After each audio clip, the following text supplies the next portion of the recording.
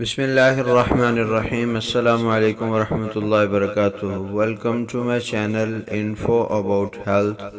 امید کرتا ہوں تمام دوست خیریت سے ہوں گے۔ اللہ تعالیٰ تمام دوستوں کی جائز اور نیک حاجات کو پورا فرمائے اور تمام دوستوں کو خوش و خرم رکھے۔ تو ناظرین، آج میں جو ویڈیو لے کر حاضر ہوا ہوں، یہ ویڈیو انسانی مزاج کے متعلق ہے۔ اس ویڈیو کے اندر بہت ساری ایسی چیزیں ہیں جو ہماری معلومات میں اضافہ کریں گی، تو اس ویڈیو کو بغور دیکھیں۔ اور ویڈیو کی طرف جانے سے قبل اس بات کی گزارش کروں گا کہ میرے اس چینل کو سبسکرائب کیجئے، اس ویڈیو کو لائک اور شیئر کیجئے اور بیل آئیکن کے بٹن کو ضرور پریس کیجئے۔ ناظرین، چلتے ہیں اب ویڈیو کی طرف۔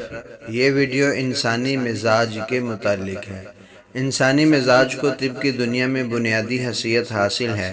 حکمت اور طب میں تمام بیماریوں کا علاج جسمانی مزاج کو دیکھ کر کیا جاتا ہے۔ اگر آپ بھی اپنا مزاج جاننا چاہتے ہیں تو اس ویڈیو کو بغور دیکھیں اور سمجھیں۔ اس ویڈیو کو دیکھنے کے بعد آپ اپنا علاج اور اپنے متعلقین کا مزاج خوب سمجھ سکتے ہیں۔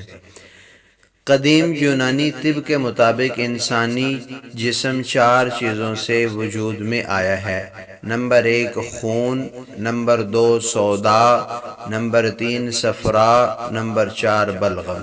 جس طرح خون اور بلغم انسانی جسم میں پائے جانے والے مادے ہیں، اسی طرح صفرا اور سودا بھی انسانی جسم میں پائے جانے والے مادے ہیں۔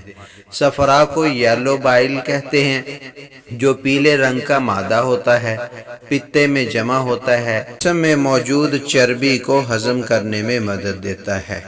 نمبر 2 سودا، جس کو بلیک بائل کہتے ہیں، سیاہ رنگ کا مادہ ہوتا ہے، یہ معدے میں پایا جاتا ہے۔ اس کی مناسب مقدار ہاضمے اور دانتوں کے لیے بہت ضروری ہے۔ نمبر 3 خون ہے، جس کو بلڈ کہتے ہیں، جیسا کہ آپ کو معلوم ہے، اور نمبر 4 پر بلغم ہے۔ ان 4 اجزاء کو انسانی جسم میں بنیادی حیثیت حاصل ہے۔ انہی 4 اجزاء سے جسمانی مزاج وجود میں آتا ہے۔ خون کا مزاج گرم تر ہے، سودا کا مزاج سرد خشک ہے، صفرا کا مزاج خشک گرم ہے، اور بلغم کا مزاج سرد تر ہے۔ ان اجزاء کو مد نظر رکھتے ہوئے انسانی جسم کے مزاج بھی 4 طے کیے گئے ہیں۔ اگر کسی کے جسم میں خون کی مقدار زیادہ ہوگی تو اس کا مزاج گرم تر ہوگا، اس کو دموی مزاج بھی کہتے ہیں۔ اگر کسی کے جسم میں سودا کا غلبہ ہوگا تو اس کا مزاج سرد خشک ہوگا، سوداوی مزاج کہتے ہیں۔ اگر کسی کے جسم میں صفرا کا زیادہ غلبہ ہوگا تو اس کا مزاج صفراوی ہوگا اور گرم خشک ہوگا۔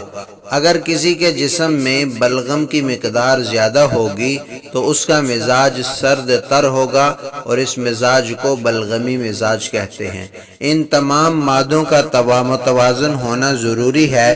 اگر کوئی بھی ان میں سے کسی ایک کا توازن بگڑ جائے گا تو انسانی جسم مختلف بیماریوں کا شکار ہو جاتا ہے۔ ناظرین، اب یہ معلوم کرتے ہیں کہ ہم اپنا مزاج کیسے جان سکتے ہیں۔ اپنے مزاج کو جاننے کے 2 طریقے ہیں۔ نمبر 1 علامات کے ذریعے، نمبر 2 خوراک کے ذریعے۔ یہاں علامات کے ذریعے سے جو طریقہ بتایا گیا ہے اس کو مد نظر رکھتے ہوئے یہ علامات بتائی جا رہی ہیں۔ یہاں علامات کے ذریعے طریقے کو بیان کیا جاتا ہے۔ نمبر 1 گرم تر یعنی دموی مزاج میں مندرجہ ذیل علامات پائی جائیں گی۔ نمبر 1 اس کے مسوڑوں سے خون کا آنا، ناک سے اکثر خون جاری رہنا، جلد اور زبان کا رنگ سرخ ہو جانا، نیند اور غنودگی کا غلبہ ہونا۔ نمبر 2 سوداوی مزاج اور سرد خشک مزاج والوں میں مندرجہ ذیل علامات پائی جاتی ہیں۔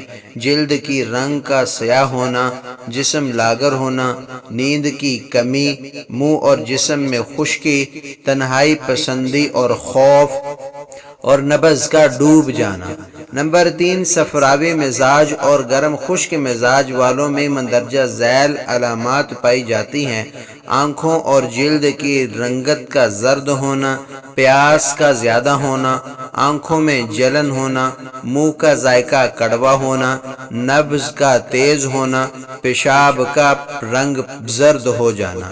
نمبر 4، بلغمی مزاج اور سرد تر مزاج والوں میں مندرجہ ذیل علامات پائی جاتی ہیں: جلد کی رنگت کا سفید ہونا، منہ کا ذائقہ پھیکا ہونا، جسم میں سستی ہونا، تھوک کا لیس دار ہونا، کھٹے ڈکار آنا اور نزلہ اور زکام کا زیادہ ہونا۔ یہ علامات اس لیے بیان کی گئی ہیں کہ یہ علامات سے مزاج کا اندازہ کیا جا سکتا ہے۔